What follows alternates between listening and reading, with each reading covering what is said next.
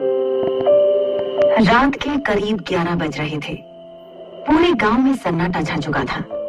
सड़क भी बिल्कुल खाली पड़ी थी। अपने कमरे में जुगनू सोने की तैयारी कर ही रहा था कि तभी उसे किसी के गुनगुनाने की आवाज आई।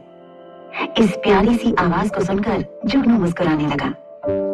वो जानता था कि इस वक्त गुनगुनाने की आवाज किसकी हो सकती है।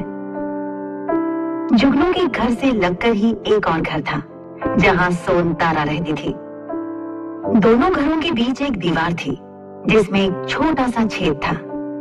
जुगनू को हाल ही में इस छेद के बारे में पता चला था। इससे वो कई बार सोन तारा को चुपके से देखा करता था। जब उसने उठकर अपने बिस्तर से लगे इस छोटे से होल के पार देखा तो जैसा कि उसे अंदाजा था, बगल में रहने वाली भाभी यानी सोन तारा ही गुनगुना रही थी। सोन तारा इस वक्त नहा रही थी।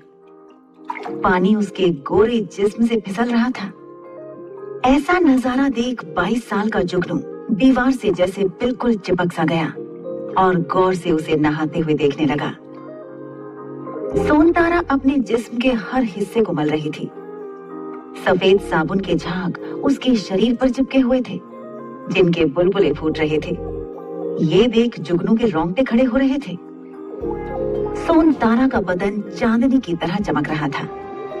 जहां जहां सोन तारा का हाथ अपने बदन को छू रहा था, वहां वहां जुगनू की नजर उसका पीछा कर रही थी।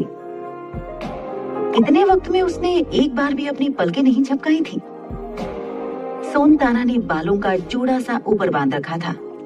उन गीले बालों से टिप टिप करके गिरता पानी उसके दूध जैसे गोरे बदन पर दौड़ रहा था। इधर जुगनू के चेहरे से पसीना टपक रहा था, जैसे उसका शरीर आग में जल रहा हो। जुगनू भवानीपुर गांव में रहता था, जो नेपाल की सीमा से लगे बहराइच जिले के केसरगंज तहसील में आता था। भवानीपुर में इस तरह का नजारा देखना जुगनू के लिए काफी दिलचस्प था, क्योंकि ये देखने को मिलना बहुत नसीब की बात थी। सोन तारा अपने घर में अकेली रहती थी। उसका पति काम के लिए शहर गया हुआ था और कभी कभार गांव आता था। सोन तारा कुछ ही महीनों पहले पास के गांव से यहाँ ब्याह कर आई थी। पति के अलावा सोन तारा का यहाँ पर कोई नहीं था।